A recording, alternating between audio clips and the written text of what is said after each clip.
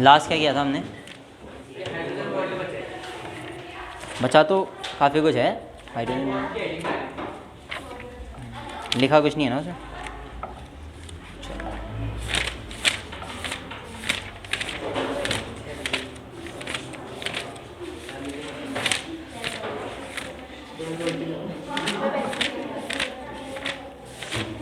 Resonance, चलो hydrogen bond heading उसके अंदर लिखो, हाइड्रोजन बॉन्ड में ही लिखो।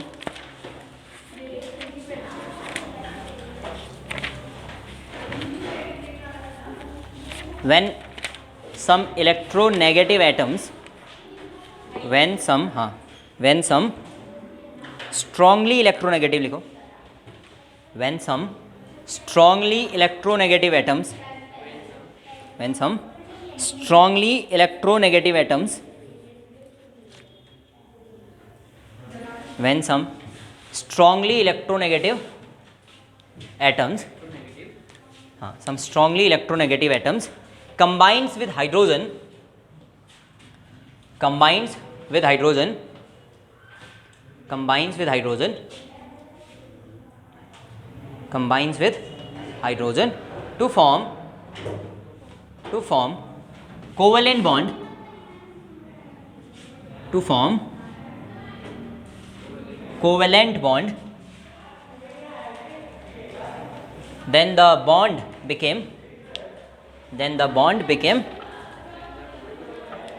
then the bond became, then the bond became polar covalent bond, then the bond become polar covalent bond, then the bond become polar covalent bond, then the bond become polar covalent bond. अगली line से ये लिखो H F, H के ऊपर दिखाओगे partial positive, F के ऊपर दिखाओगे पार्शियल नेगेटिव, और जो बॉन्ड बना है उसको कहोगे polar covalent bond, then the bond become polar covalent bond, polar covalent bond.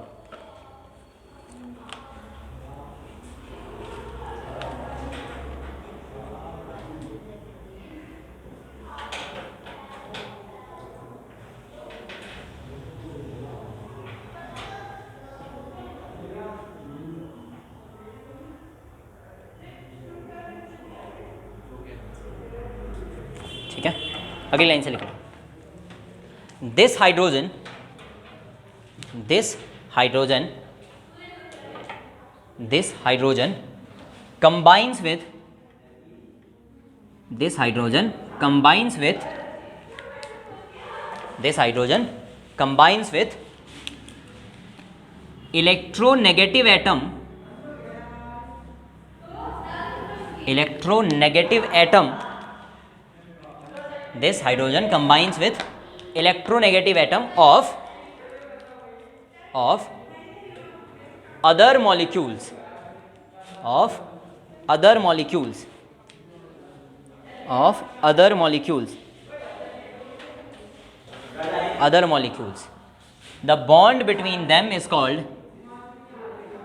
the bond between them is called, the bond between them is called hydrogen bond. The bond between them is called hydrogen bond. Bond between them is called hydrogen bond. ठीक है, ये बनाओ पूरा, इसमें से ये हटा देना आप, पोलर कोवेलेंट बॉन्ड। अब खाली इतना, फिर इसका एक बड़ा सा डायग्राम H2O के लिए बनाएंगे।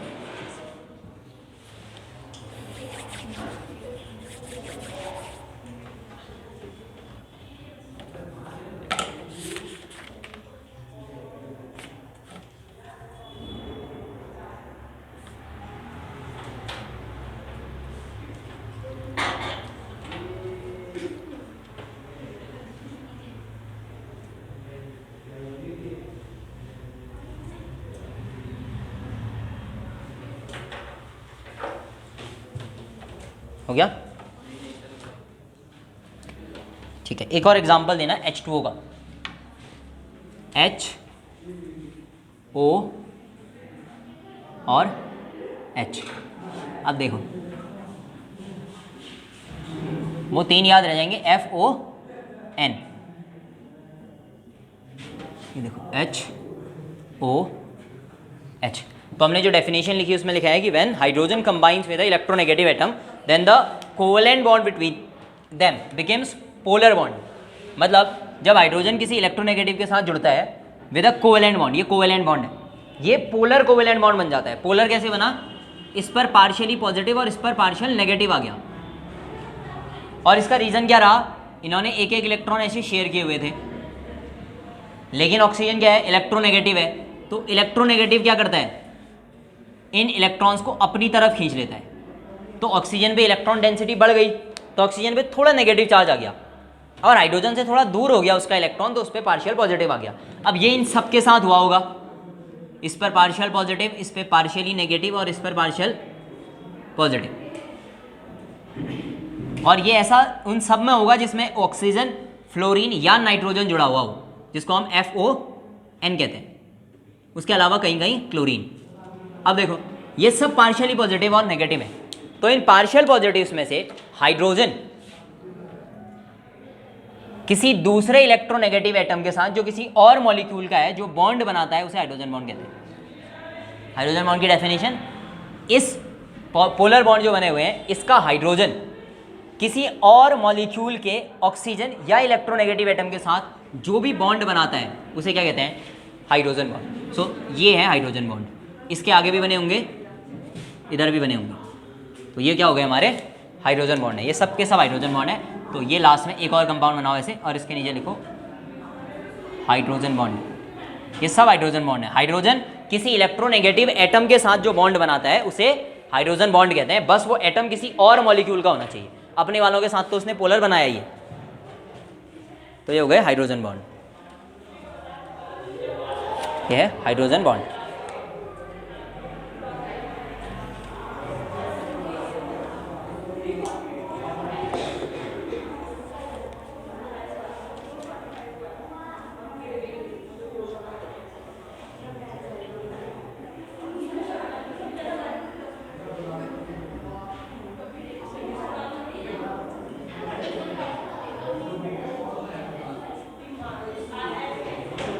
ठीक है, कई बार ये इंटरमॉलिक्यूलर भी हो सकती है और इंट्रामॉलिक्यूलर भी हो सकती है, तो इसमें ज़्यादा कन्फ्यूजन लेना नहीं है।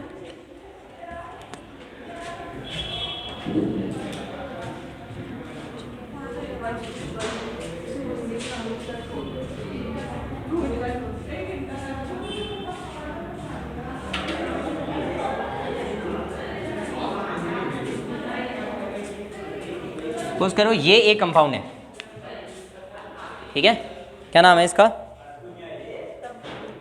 नाम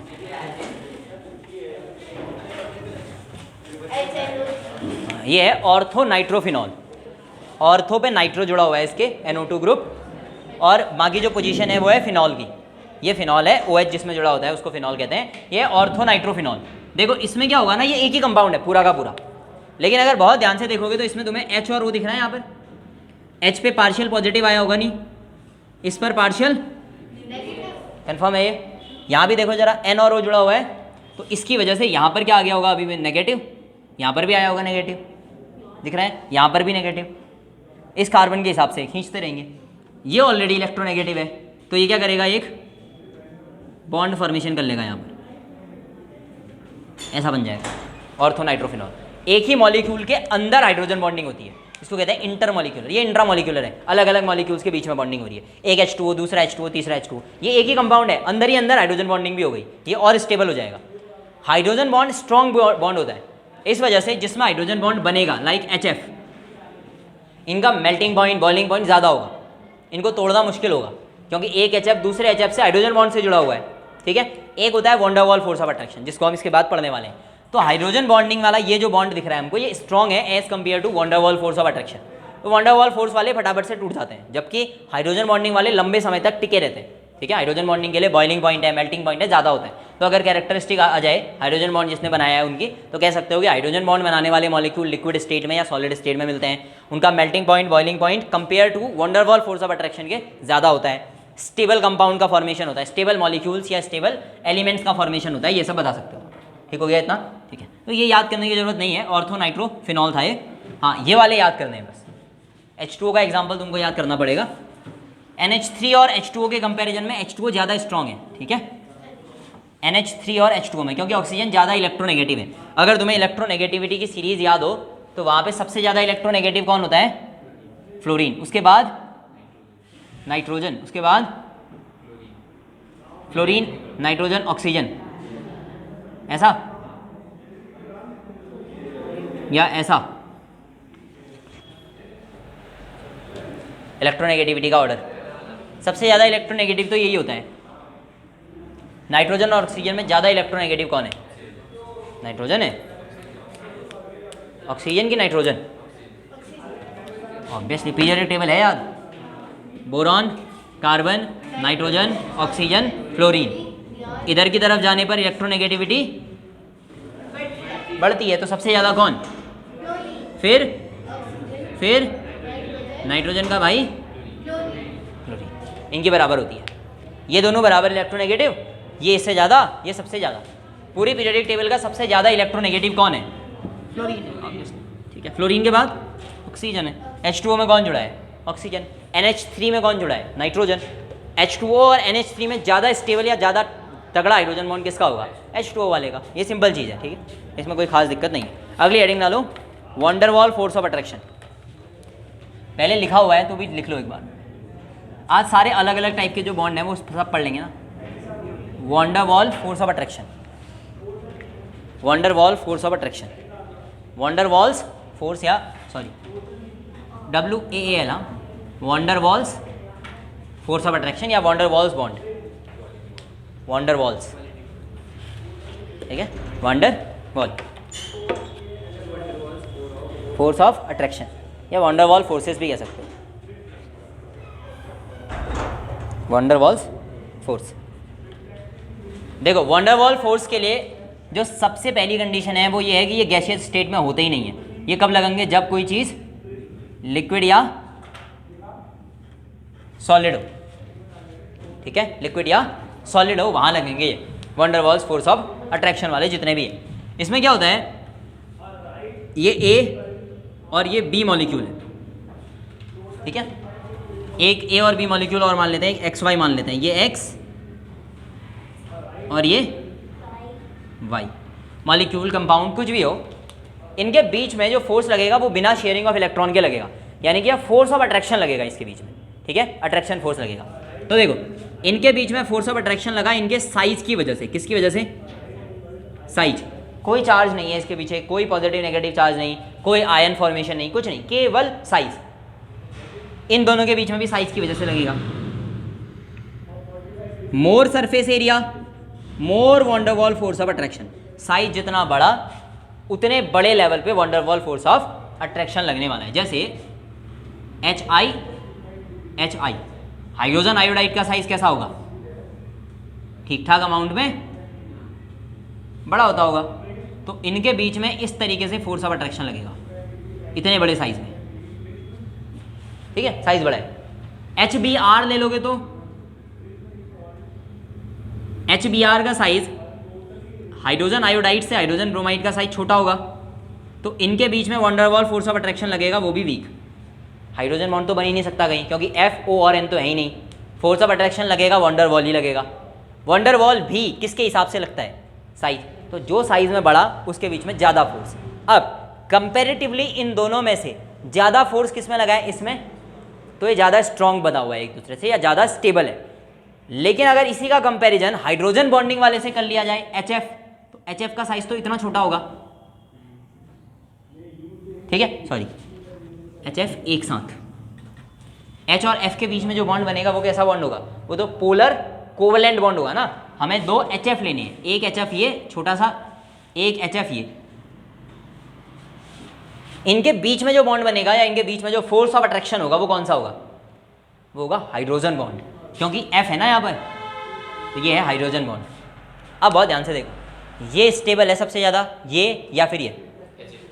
सबसे ज़्यादा कौन है? HF। Hydrogen bond strong bond होता है। फिर उसके बाद वीक आते हैं वॉन डेर वाल। इन दोनों में वॉन डेर वाल है, तो इन दोनों में से ज़्यादा स्ट्रॉन्ग वॉन डेर वाल किस में लगा है? ये सबसे ज़्यादा स्टेबल, फिर ये और उसके बाद ये।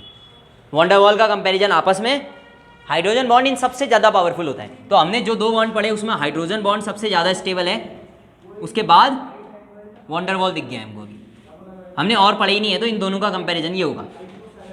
वॉन डेर वाल फोर्स ऑफ अट्रैक्शन साइज के हिसाब से लगता है, ध्यान रखना हम इन्हें बॉन्ड कह रहे हैं, hydrogen bond, van der Waals bond, पर ये सब फोर्स ऑफ अट्रैक्शन है, केवल बॉन्ड नहीं है, इसमें कोई शेयरिंग ऑफ इलेक्ट्रॉन नहीं हुई है, केवल साइज या शेप की वजह से चिपक गए हैं एक दूसरे से, कोई शेयरिंग इलेक्ट्रॉन नहीं हुई है। ये पानी का एक मॉलिक्यूल, ये दूसरा मॉलिक्यूल चिपक गया हाइड्रोजन बॉन्ड की वजह से, बस हो गया। अलग करोगे तो ये दोनों अलग हो जाएंगे। जैसे पानी को बॉईल किया है हमने, पानी जब बॉईल होता है तो क्या बनता है? वेपर, हाइड्रोजन या ऑक्सीजन तो नहीं बनता ना। कभी ये सुना कि पानी को गर्म किया और वो हाइड्रोजन और ऑक्सीजन में उबल गया हो? नहीं, पानी ही उबलेगा, उबल के भी पानी ही बनेगा। इसका मतलब क्या है? देखो, तुमने एक बीकर लिया और बीकर के अंदर पानी लिया, लिक्विड। लिक्विड लेने का मतलब है सारे H2O के मॉलिक्यूल्स ऐसे थे, ये तो तुमने पढ़ा होगा पहले, बस इनके बीच में ज़्यादा जगह होती है कंपेयर टू सॉलिड्स के। सॉलिड और ज़्यादा टाइट बंधे हुए होते हैं, लिक्विड थोड़ा कम बंधे हुए होते हैं। ये तो होता था ना। देखो, ये एक H2O है, ये वाला, ये है दूसरा H2O। 2 H2O आपस में जुड़े हुए हैं, तभी तो पानी बना होगा। ये तो हमने पहले पढ़ा हुआ है। जब हम सॉलिड, लिक्विड या गैस पढ़ते हैं तब क्या कहते हैं? इंटरमॉलिक्यूलर फोर्स कहते थे। तब हम कहते थे सॉलिड में इंटरमॉलिक्यूलर फोर्स सबसे ज़्यादा होता है, लिक्विड में उससे कम, गैसेस में सबसे कम। इसका मतलब होता है एक मॉलिक्यूल और दूसरे मॉलिक्यूल के बीच का जो फोर्स है इंट्रामॉलिक्यूलर, वो देखना होता है। देखो, एक H2O ये और दूसरा H2O ये 2 H2O आपस में चिपके हुए हैं, इनके बीच में कोई फोर्स होगा, वो फोर्स है हाइड्रोजन बॉन्ड, जिसको हम हाइड्रोजन फोर्स ऑफ अट्रैक्शन भी कह सकते हैं। अब जब तुमने इसको गर्म किया, जब गर्म किया तो ये वेपर बना, गैस बनी। गैस बनेगी तो क्या होगा? ये एक गोला यहाँ और दूसरा गोला यहाँ पहुँचेगा। गैस में क्या होता है? मॉलिक्यूल्स के बीच की डिस्टेंस बढ़ जाती है, यही तो कहते हैं हम। लिक्विड, जब लिक्विड गैस में चेंज होता है तो लिक्विड के मॉलिक्यूल नज़दीक होते हैं, गैस के दूर। तो इसका मतलब तुमने क्या किया? H2O को, एक मॉलिक्यूल और दूसरे मॉलिक्यूल को दूर कर दिया एक दूसरे से। तो तुमने कौन सा बॉन्ड तोड़ा? Hydrogen bond. अब एक जगह हाइड्रोजन बॉन्ड तोड़ना है, दूसरी जगह वॉन डेर वाल। क्या तोड़ना आसान है? वॉन डेर वाल, जो वीक है। यहाँ है हाइड्रोजन बॉन्ड, इसको तोड़ने में ज़्यादा एनर्जी लगेगी। यहाँ है वॉन डेर वाल, इसको तोड़ना आसान होगा। तो इसीलिए वॉन डेर वाल फोर्स ऑफ अट्रैक्शन वाले जितने भी मॉलिक्यूल्स होते हैं, जितने भी कंपाउंड्स होते हैं, उन सब का मेल्टिंग बॉइलिंग पॉइंट कम होता है, हाइड्रोजन वालों का ज़्यादा होता है। तो अगर कोई तुमसे पूछे बताओ H2O और NH3 में किसका ज़्यादा होगा, तो सिंपल कहते हैं H2O का होगा, फिनिश। हाइड्रोजन बॉन्ड कंटेनिंग सबका मेल्टिंग पॉइंट ज़्यादा, बॉइलिंग पॉइंट ज़्यादा, और साथ में वो लिक्विड भी होते हैं, जबकि बिना हाइड्रोजन वाले गैस होते हैं, बिना हाइड्रोजन बॉन्डिंग वाले होते हैं गैस टाइप के, और जिसमें हाइड्रोजन बॉन्डिंग है वो क्या होते हैं? लिक्विड, सॉलिड, इस तरफ को जा रहे होते हैं। ठीक है, बाकी एक्सेप्शंस कई जगह मिल सकते हैं हमको। तो इस तरीके से हम हाइड्रोजन बॉन्डिंग को समझते हैं। बस वॉन डेर वाल फोर्स ऑफ अट्रैक्शन होता है साइज की वजह से, इसमें कुछ नहीं हो रहा है, और बस साइज बड़ा था तो जैसे ग्रेविटी काम करती है वैसे ही करते हैं। जैसे हम लोग धरती पे चिपके हैं या नहीं? चिपके हुए, ऑब्वियसली तुम दूर नहीं जा सकते इससे। अगर मैं तुमसे कहूँ कि एक पैर उठा के खड़े रहो, रह लोगे? दोनों पैर हवा में करके खड़े रहो तो? बैठना नहीं है, उड़ सकते हो, यही है क्वेश्चन। नहीं, धरती ने चिपका के रखा हुआ है तुमको। तुम हाँ एक पैर पे चिपके रह सकते हो, पर अगर दूसरा पैर भी हवा में उठाया तो नीचे ही गिरोगे, खींच लेगी धरती तुमको। कोई फोर्स ऑफ अट्रैक्शन था बीच में हमारे? धरती ने कोई फोर्स ऑफ अट्रैक्शन लगाया? बॉन्ड बनाया क्या तुम्हारे साथ? धरती ने बॉन्ड बनाया तुम्हारे साथ? शेयरिंग ऑफ इलेक्ट्रॉन हुआ कुछ? नहीं, बॉन्ड थोड़ी ना बना। हम ये थोड़ी कह रहे हैं कि हम परमानेंटली बंध गए हैं। HCl में, H2O में देखो, H2O में कितने हाइड्रोजन है? 2। ऑक्सीजन, एक ऑक्सीजन और 2 हाइड्रोजन के बीच में बॉन्ड है, ये चिपके हैं एक दूसरे के साथ। लाइक हमारे हाथ, पैर और हमारी बॉडी आपस में चिपकी हुई है, ठीक है। लेकिन हम धरती के साथ जिस फोर्स से चिपके हुए हैं वो है हाइड्रोजन बॉन्डिंग। यानी कि ये इंटरमॉलिक्यूलर के बीच में जो काम होने वाला है वो है मॉलिक्यूल एंड मॉलिक्यूल चिपकेंगे। तो बेसिकली हुआ क्या, हमारे हाथ, हमारी बॉडी, ये H2O टाइप है, ठीक है। मतलब हमारा ऑक्सीजन, हाइड्रोजन आपस में चिपके हुए हैं, हाथ और हमारी बॉडी चिपकी है आपस में। अगर इन्हें अलग किया तो इंसान फिनिश। सेम वे, अगर H2O में से तुमने हाइड्रोजन और ऑक्सीजन निकाल दिए तो पानी खत्म, पानी नहीं बचेगा। लेकिन अगर तुम्हें धरती से उठा लिया जाए तो इंसान तो फिर भी बचे रहोगे ना, तुम हवा में पहुंच जाओगे, बट इंसान तो हो अभी भी। That's the same way, H2O को H2O से अलग कर दोगे तो पानी फिर भी बचा रहेगा, बस वो लिक्विड से गैस बन सकता है, इतना है। तो हमारे और धरती के बीच में जो ग्रेविटी लगी है उसे तुम वॉन डेर वाल या हाइड्रोजन कुछ भी कह सकते हो। लेकिन हमारी बॉडी के मॉलिक्यूल्स के बीच में या हमारे हाथ और पैर जिस तरीके से चिपके हुए हैं इसे कहते हैं वन मॉलिक्यूल फॉर्मेशन। तो जब शेयरिंग हो जाएगी तो बॉडी टाइप बन जाएगा। एल्सवेयर हमारी बॉडी धरती से तो चिपकी हुई है, पर वो परमानेंट फोर्स ऑफ अट्रैक्शन नहीं है, वही है। ये वाले बॉन्ड सब हम और धरती हैं, ये हम, ये धरती, ये हम, ये अर्थ, लेकिन ये हमारा हाथ और हमारा बॉडी। समझ में आया? मतलब ये भी हाइड्रोजन बॉन्डिंग है, तो सॉरी, ये भी धरती और हम ही है।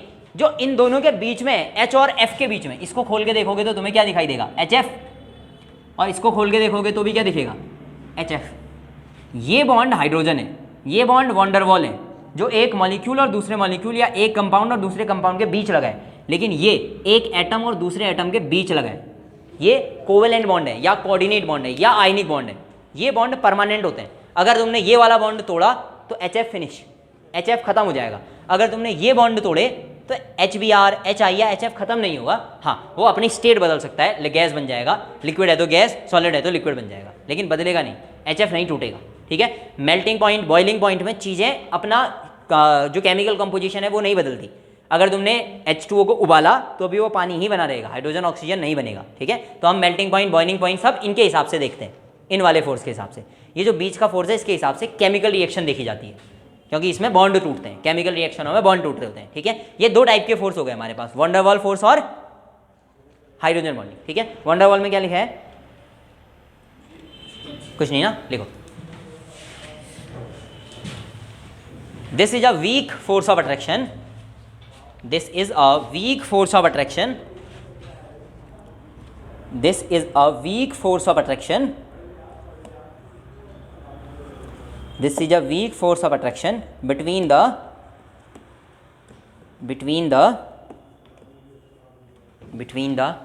liquid or solid state, between the liquid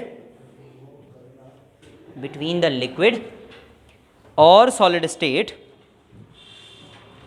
between the liquid or solid state of matters, full stop. This force of attraction is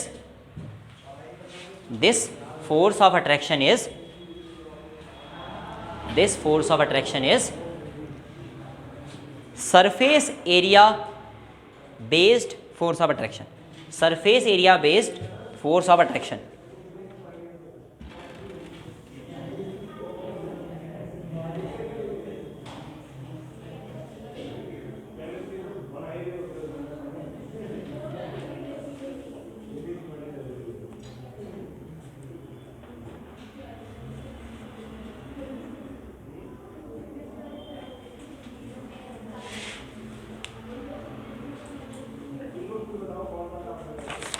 हो गया, चलिए अब एक हेडिंग डालो, सकडेंस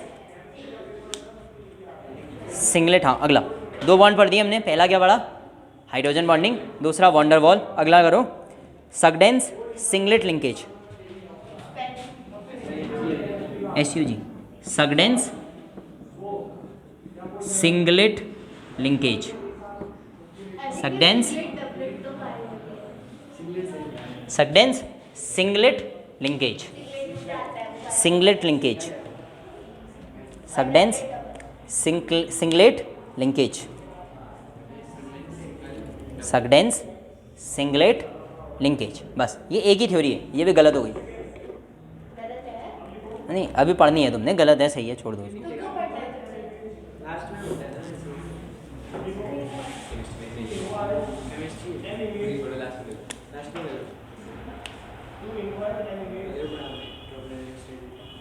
ठीक है, देखो सकडेन ने कहा कि किसी भी एटम के आउटर मोस्ट सेल में 8 से ज़्यादा इलेक्ट्रॉन नहीं हो सकते। सिंपल थ्योरी, किसी भी एटम के आउटर मोस्ट सेल में कितने से ज़्यादा इलेक्ट्रॉन नहीं हो सकते, 8 से ज़्यादा इलेक्ट्रॉन नहीं हो सकते। तो कन्फ्यूजन रहना कि भैया PCl5 कैसे बनेगा। अब तुमको आता है PCl5 कैसे बनेगा, क्योंकि तुमने बॉन्ड बनाए हुए हैं उसमें। कौन सा बॉन्ड बनाया था हमने PCl5 में, याद आ रहा है, सारे कोवेलेंट बॉन्ड थे, और हमने कहा था बाद में क्या कि हाँ 8 से ज़्यादा होते हैं, बस ये अपना ऑर्बिट को खोल लेता है और ज़्यादा खोल लेता है। हम उसको तो फिर पढ़ेंगे। सकडेन ने कुछ और रीज़न कहा, सकडेन ने कहा कई बार एक ही इलेक्ट्रॉन की शेयरिंग से भी बॉन्ड बन जाते हैं। दोबारा से याद करने की कोशिश करो, covalent bond, sharing of 2 electrons, one from A one from, एक इलेक्ट्रॉन जब 2 एटम आपस में शेयर करते हैं तो उसे हम कोवेलेंट बॉन्ड कहते हैं। ए और बी के बीच में जब दोनों इलेक्ट्रॉन केवल एक के द्वारा दिए जाएं, जैसे कि ए अपने दोनों इलेक्ट्रॉन दे दे, तो ऐसे बॉन्ड को क्या कहते हैं, coordinate bond. When a covalent bond is formed between 2 atoms but the electrons are shared only by single atom, एक ही एटम अपने दोनों इलेक्ट्रॉन दे दे तो कोऑर्डिनेट बॉन्ड बनता है। दोनों एटम अपना एक एक दें तो कोवेलेंट बॉन्ड बनता है, एक ही एटम दोनों दे के बॉन्ड बना ले तो कोऑर्डिनेट बनता है। अगर मैं कहूँ ए और बी के बीच में बॉन्ड भी बन गया और एक ही इलेक्ट्रॉन का बॉन्ड है, बस ए ने दिया एक ही दिया बस हो गया और बॉन्ड बन गया, इसको कहेंगे सिंगलेट बॉन्ड। कौन सा बॉन्ड? अब ये बॉन्ड ना होके लिंकेज है, केवल एक लिंक बनाए इन दोनों के बीच में। ए ने अपना एक इलेक्ट्रॉन शेयर किया बी के साथ, बी ने कुछ शेयर नहीं किया, it's called linkage. Singlet linkage का मतलब वन इलेक्ट्रॉन। थ्योरी किसने दी? सर्जन ने। तो इस हिसाब से हम कहेंगे हाँ सर्जन की थ्योरी है और सिंगल इलेक्ट्रॉन की शेयरिंग हुई है। एग्जाम्पल क्या दिया भैया ने? PCl5, SF6, ये दोनों एग्जाम्पल में दिए हैं इसने। अब PCl5 में जरा फॉस्फोरस उठाते हैं। फॉस्फोरस के पास बताओ कितने इलेक्ट्रॉन होते हैं आउटर मोस्ट सेल में? फॉस्फोरस के आउटर मोस्ट सेल में 5, सोच लो उससे ज़्यादा होते हैं तो वो भी बता दो। 5 ही होते हैं। 1 2 3 4 5 बना देते हैं इसे, ठीक है। Cl जुड़े हुए हैं ना इससे, Cl के कितने होते हैं? 7 आउटर मोस्ट सेल में।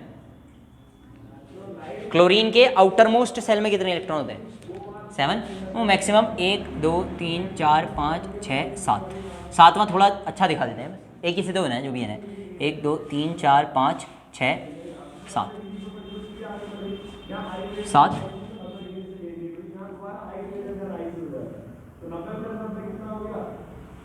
ठीक हो रहा है? अब बताओ बॉन्डिंग कैसे बनेगी? हमने कोवेलेंट बनाई थी, वो हमने कहा था कि फैल जाती है, 10 भी हो जाते हैं, कोई दिक्कत नहीं है। अब हमें अभी 10 नहीं करने, 8 ही करने हैं और इनके बीच में बॉन्ड भी बनाना है। कैसे बनाए जाएंगे? 8 ही करने हैं और बॉन्ड भी बना देना है। PCl5 एक एक शेयर कर दें, कितनों के साथ? हर एक के साथ एक एक शेयर कर दिया तो फिर 5 ही रह जाएंगे उसके पास, 8 तो करने ही हैं। 8 कर देते हैं, 1 2 3, ठीक है। ये 3 है कोवेलेंट बॉन्डिंग, पहला कोवेलेंट, दूसरा और तीसरा। अब देखो फॉस्फोरस के पास हो गए 1 2 3 4 5 6 7 8, सिंपल 8 पूरे, 8 से ज़्यादा हो नहीं सकते, तो बाकी 2 कैसे जुड़ेंगे? तो सर्जन भैया कहते हैं यहाँ पे ऐसा करो, ये तो रहने ही दो क्लोरीन के पास, 7 तो है ना क्लोरीन के पास। क्लोरीन को कितने चाहिए? 1 और चाहिए, फॉस्फोरस को 0, फॉस्फोरस को चाहिए ही नहीं। तो ऐसा करो फॉस्फोरस भैया सिंगलेट इलेक्ट्रॉन शेयर कर दो इसके साथ, ऐसे। मतलब तुम अपना एक इलेक्ट्रॉन क्लोरीन से शेयर कर लो, बॉन्ड बन जाएगा। क्लोरीन से कुछ मत लो, तो क्लोरीन का ऑक्टेट पूरा हो जाएगा, फिनिश। अगर क्लोरीन इसको 1 दे देता तो फॉस्फोरस के पास 9 इलेक्ट्रॉन हो जाते। 8 तो हो गए हैं पहले ही, ये देखो 5 पहले से थे, 3 ये बन गए। अब अगर 1 भी आएगा तो 9 हो जाएंगे। तो सर्जन ने कहा देखो फॉस्फोरस से 5 और 3 8 हो गए तुम्हारे। अब तुम ऐसा करो, क्लोरीन को जो बचे हुए तुम्हारे 2 हैं वो दे दो एक एक क्लोरीन को सिंगलेट बनाने के लिए, एक ही इलेक्ट्रॉन वाला बॉन्ड। क्लोरीन से कुछ मत मांगना, शेयरिंग भी मत करना, करोगे तो 9 इलेक्ट्रॉन हो जाएंगे आउटर मोस्ट में। फॉस्फोरस ने बना दिए बॉन्ड, और इस तरीके से 2 सिंगलेट और 3 डबल बॉन्ड से, या 3 डबल इलेक्ट्रॉन बॉन्ड या डबलेट से क्या बन गया? PCl5 बन गया। आजकल यही मानते हैं, कुछ और हमने नया स्ट्रक्चर बनाया हुआ है इसका। हमने कहा है 10 होते हैं फॉस्फोरस के आउटर मोस्ट सेल में, क्योंकि वो अपनी सेल्स को खोल लेता है और ज़्यादा खोल लेता है, ठीक है। अब SF6 का, हाँ पॉजिटिव चार्ज किसी के ऊपर नहीं आएगा, परफेक्ट शेयरिंग हुई है, सबके ऑक्टेट पूरे हुए हैं, किसी में कोई इलेक्ट्रॉन्स की कमी या अधिकता नहीं हुई है। जिसके पास जितने इलेक्ट्रॉन थे उतने ही हैं उसके पास अभी भी। हाँ क्लोरीन में किसका पूरा नहीं हुआ है बताओ? 7 इस क्लोरीन के पास थे, एक ही क्लोरीन का ही 7 थे, एक ये 8। 7 इस क्लोरीन के पास थे, एक ये 8। 7 इस क्लोरीन के पास थे, एक ये 8। 7 इस क्लोरीन के पास थे, एक फॉस्फोरस ने दिया 8। किसने नहीं दिया? तो वही तो बता रहा है वो कि एक इलेक्ट्रॉन की शेयरिंग में भी बॉन्ड बन सकता है, कहा सर्जन ने, उसे हम सिंगलेट बॉन्ड कहते हैं। वही तो पढ़ना है तुमने कि इसके अलावा भी बॉन्ड के टाइप होते हैं, जिसमें से एक ही इलेक्ट्रॉन के शेयरिंग से बाद भी बॉन्ड बन सकता है। अभी तक हमने क्या पढ़ा? कम से कम 2 इलेक्ट्रॉन की शेयरिंग होनी चाहिए या पॉजिटिव नेगेटिव होना चाहिए, तब बॉन्ड बनता है। सर्जन ने यही तो बताया। सर्जन ने क्या कहा? एक इलेक्ट्रॉन से भी बॉन्ड बनेगा, जिसको हम सिंगलेट लिंकेज कहेंगे। समझ में आया? यही तो पढ़ना है, नई थ्योरी है तभी तो पढ़नी पड़ेगी। 2 इलेक्ट्रॉन से बनता है, ये तो हमें भी पता है। नया क्या है कि एक इलेक्ट्रॉन से भी बनता है, बस सिंगलेट कहते हैं उसको। जो एक इलेक्ट्रॉन से बनता है उसके लिए क्या वर्ड यूज़ होता है? सिंगलेट का यूज़ होता है, ठीक है। तो ये है सिंगलेट। तो एक ये स्ट्रक्चर बनाओ, चाहो तो ये 3 एक साइड और 2 एक साइड करके बना सकते हो ताकि पहचानने में आसानी हो।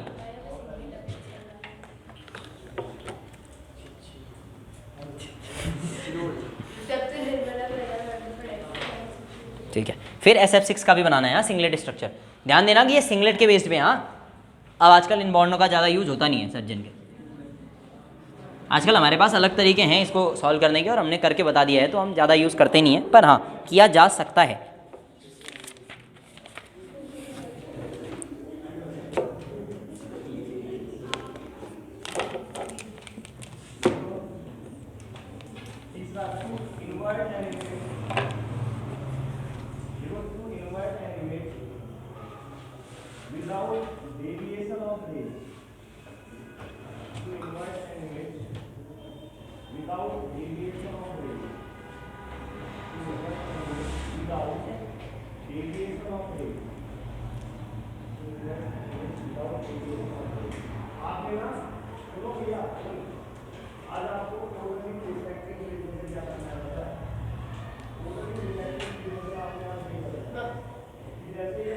हो गया?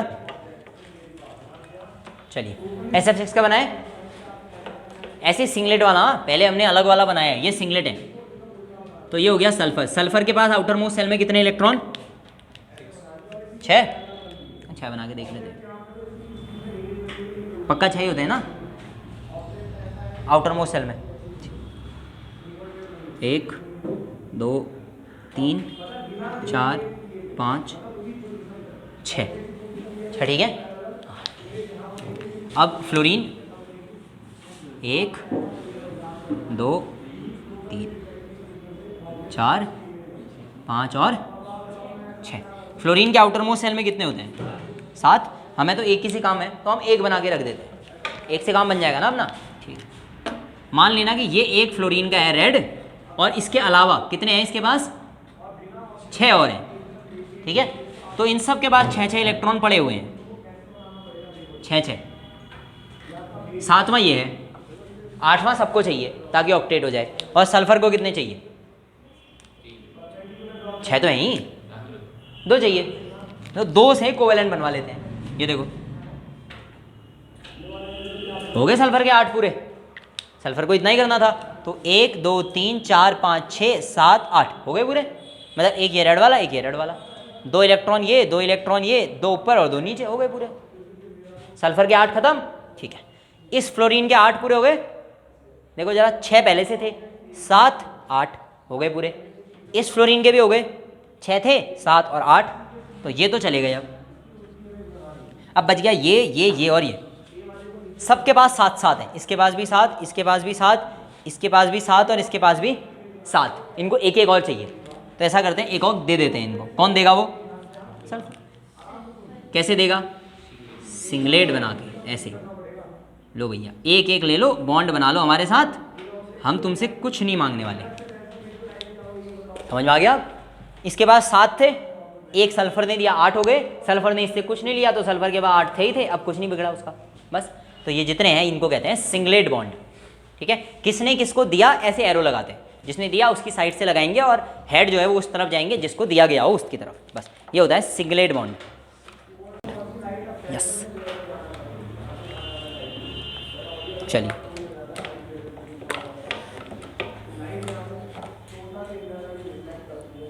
चलिए अब आगे बढ़ें। अगला ये बना लो।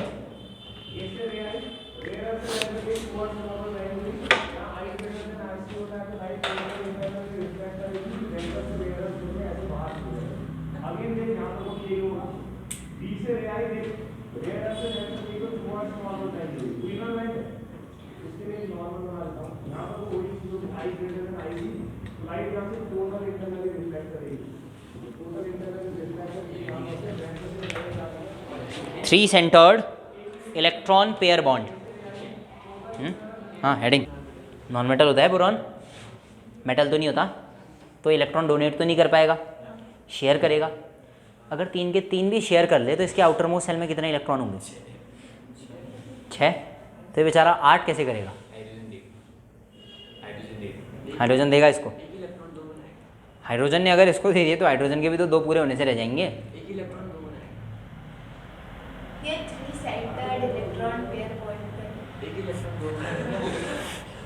ठीक है, देखो इसको थोड़ा सा ऐसे बनाते हैं। सपोज करो कि ये बोरॉन के 3 इलेक्ट्रॉन हैं, डाई बोरॉन है तो एक और ले लो।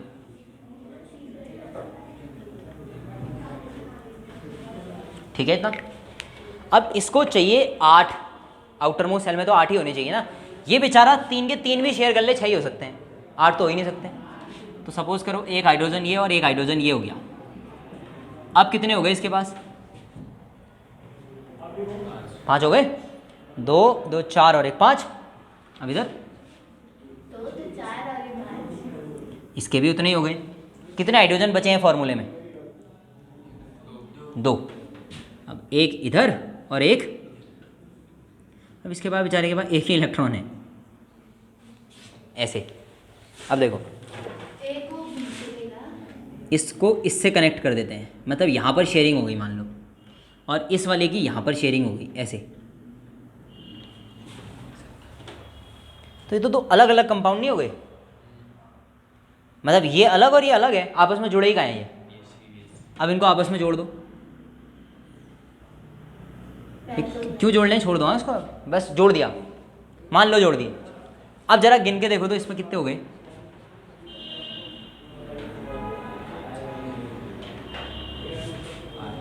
8 हो गए पूरे।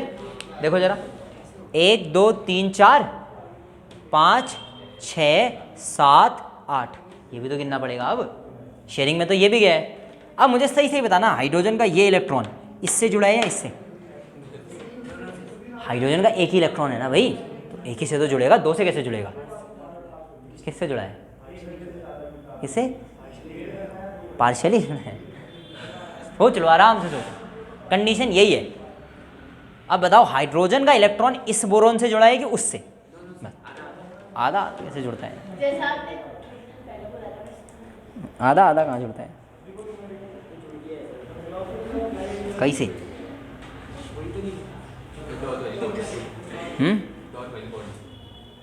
क्या हो गया है? डॉट वाले बॉन्ड से।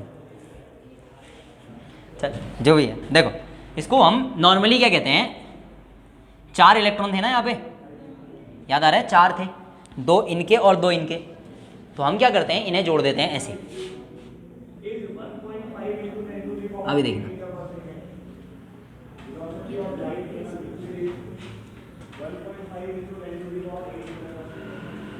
ये और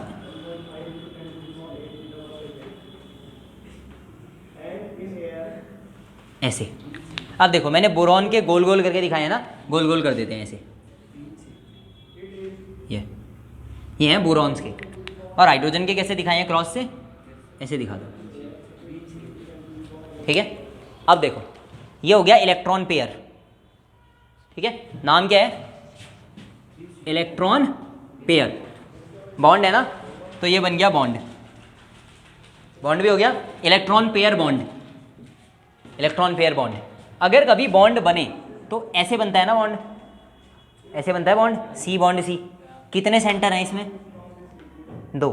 जिनके बीच में बॉन्ड बना है वो सेंटर है। सेंटर कितने हैं? एक ये और एक ये, इसका न्यूक्लियस और इसका न्यूक्लियस है। इसमें कितने सेंटर हैं? बोरॉन हाइड्रोजन बोरॉन, कितने सेंटर? 3 सेंटर। 2 इलेक्ट्रॉन्स 3 सेंटर के चारों तरफ घूम रहे हैं, यानी कि 1 pair of electron having 3 centres. 3 nucleus हो गए यहाँ पर, तो यह नाम पड़ गया इसका। अब आ गया समझ में? 3 सेंटर्ड का मतलब ये मजबूरी है। इसका रीज़न क्या है? Deficiency of electrons. रीज़न समझना है, 3 सेंटर्ड इलेक्ट्रॉन पेयर बॉन्ड बनने का रीज़न है इलेक्ट्रॉन्स की डेफिशिएंसी। इलेक्ट्रॉन की कमी है बेचारों के पास। अगर बोरॉन के पास इलेक्ट्रॉन होते, 4 भी होते, तो ये ऐसा क्यों करता? 4 शेयर करता, 8 हो जाते। बेचारे के पास कितने इलेक्ट्रॉन है टोटल? 3। सारे भी शेयर कर लेगा, कितने बना सकता है? 6। ऑक्टेट कभी पूरा ही नहीं होगा इस बेचारे का। तो मजबूरी में इसने क्या किया? 3 सेंटर्ड इलेक्ट्रॉन पेयर बॉन्ड बना दिया। ठीक है, रीजन क्या है? Deficiency of electrons. Electrons are not that much that can create octet complete. तो अगर ऑक्टेट पूरा करने के लिए नहीं है तो ये कर सकते हैं फिर। हाँ, ये हाइड्रोजन उसका है, ये हाइड्रोजन दोनों का है, और ऐसे ये वाला हाइड्रोजन भी दोनों का है। किस टाइम किसके साथ जुड़ा है हमें नहीं पता है, सब में शेयरिंग हुई। देखो अब इसको लॉजिकली समझो। देखो जब 2 चीज़ों के बीच में बॉन्ड बनता है तो क्या होता है? वो इलेक्ट्रॉन्स उन दोनों न्यूक्लियस के चारों तरफ घूमना शुरू कर देते हैं। इसके नाम में क्या लिखा, 3 सेंटर्ड, तो वो ये दोनों इलेक्ट्रॉन तीनों के चारों तरफ घूमेंगे तो तीनों के मान लिए जाएंगे। ये 2 इलेक्ट्रॉन्स, ये वाला और ये वाला, इसका भी है, इसका भी है, इसका भी है। बस जब हम कार्बन कार्बन शेयरिंग करते हैं तो कार्बन का कार्बन के साथ जब बॉन्ड बनेगा तो 2 इलेक्ट्रॉन शेयर होंगे, तो वो 2 इलेक्ट्रॉन किसके गिने जाएंगे, दोनों कार्बनों के। इसमें ये इलेक्ट्रॉन पेयर तीनों का माना जाएगा, बोरॉन का भी, हाइड्रोजन का भी, बोरॉन का भी, इसलिए 3 सेंटर हो गए, पहले 2 होते थे, बस हो गया 3 सेंटर्ड इलेक्ट्रॉन पेयर बॉन्ड। लिखो इसमें, this bond is formed, this bond is formed, this bond is formed, this bond is formed, this bond is formed only when, this bond is formed only when there is a deficiency of electron, when there is a deficiency of electrons, when there is a deficiency of electrons, deficiency of electrons, full stop करके लिखना। in such cases, in such cases, in such cases electron deficient molecules, electron deficient molecules, in such cases electron deficient molecules are formed। तो इसको हम कहते हैं electron deficient molecule, ठीक है, इसको कहेंगे electron deficient molecule. In such cases electron deficient molecule is form या आर फॉर्म। अब अगली लाइन से लिखो,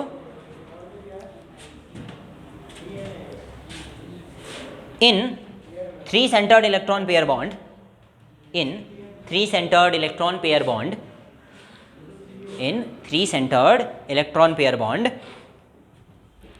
in 3 centered electron pair bond, a pair of electron is shared, a pair of electron is shared, a pair of electron is shared between 3 atoms, between 3 atoms, between 3 atoms. For example,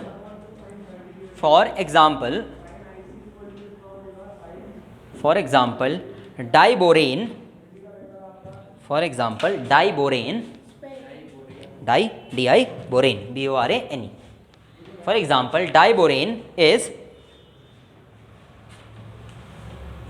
an electron deficient molecule,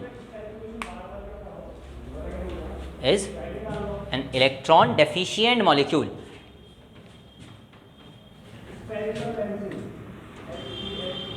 अगली line से ये बनाओगे, B H H B H H, यहाँ पर dotted bond है H के साथ दोनों साइड से, ये बनाओ, उसके बाद और करो, फिर ये पूरा बनाओ, ठीक है, पहले ये फिर और फिर ये है डाइबोरेन, दोनों बनाने हैं पर अलग अलग, ठीक है, डाइबोरेन, ये हो गया डाइबोरेन, ठीक है। इसके अलावा B4H10 भी ऐसा ही कंपाउंड है, चाहो तो इसका स्ट्रक्चर बना सकते हो तुम। ऐसे तो सब सारे वो एलिमेंट बदलेंगे एक दूसरे के साथ बॉन्ड। B4H10 बना के दिखाता हूँ, ये वाला बना लिया होगा ना,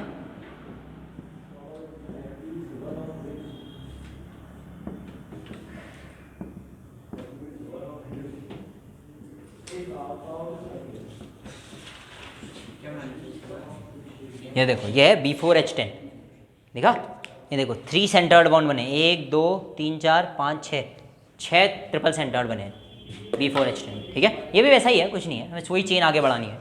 तो अगर तुम्हें एग्जाम में कुछ नहीं आ रहा है, ये वाला क्वेश्चन आ रहा है समझ में, 2 एग्जाम्पल डाल के आओ उसमें आराम से, B4H10 और उसी को आगे बढ़ा दो, B2 सबसे पहले क्या बनाना है, B2H6, उसी को आगे बढ़ाओ, B4H10 बना दो, खत्म। गिनना है बाद में गिन लेना, पहले बना लो, नहीं बनाना चाहो तो बना लो, अगला एग्जाम्पल तो लिखोगे, एक ही एग्जाम्पल से तो बनेगा नहीं ना, वरना तुम कह दोगे कि ये तो खाली डाइबोरेन में होता होगा, ऐसा नहीं है, इसमें भी होता है, तो B4H10 भी है। स्ट्रक्चर चाहो तो वो बना सकते हो, ऐसा होता है, फिर उसको यहाँ बनाना चाहो तो और घेरे बना सकते हो, ऐसा होता है B4H10, ठीक है, मतलब ट्रिपल सेंटर्ड बॉन्ड बनते रहते हैं इसमें, ठीक है।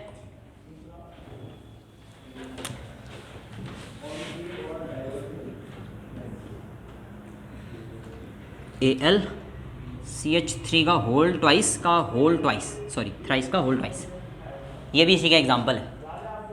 AlCH3 का होल थ्राइस का होल ट्वाइस।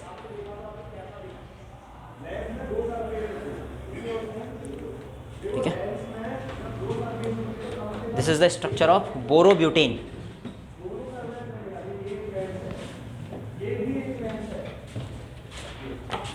B4H10 बोरॉन का ब्यूटेन है ये। C4H10 क्या होता है? C4H10 ऑर्गेनिक केमिस्ट्री में C4H10 पढ़ा है, कुछ नाम होता होगा उसका। ब्यूटेन, ये है बोरोब्यूटेन। C4H10 की तरह ही है ना इसका फॉर्मूला B4H10, इसको बोरोब्यूटेन कहते हैं। ज़्यादा वैसे कुछ है नहीं यूनिक, ऐसा ही ब्यूटेन होता है। अगर इसकी जगह में C होता तो ये CH3 CH2 CH2 CH3 करके बनता, उसको ब्यूटेन कहते हैं, इसको बोरोब्यूटेन कह देते हैं। बस हो गया, खाली एक नाम देने के लिए दिया हुआ है वो, और कुछ नहीं है। अगर कभी सुन लिया ऐसा नाम तो याद रखना, बोरोब्यूटेन का केस 3 सेंटर्ड इलेक्ट्रॉन डेफिशिएंसी का केस है। ठीक है, यहाँ पे इलेक्ट्रॉन कम होते हैं, तो ऐसा कुछ खास नहीं है इसमें, इतना ही है। तो ये भी ख़त्म हो गया अपना। ये बॉन्ड भी कोई बहुत स्ट्रॉन्ग बॉन्ड नहीं है, हाँ, बस बने हुए हैं बॉन्ड, कैसे भी करके ऑक्टेट पूरे करने के तरीके हैं ये, और कुछ नहीं है।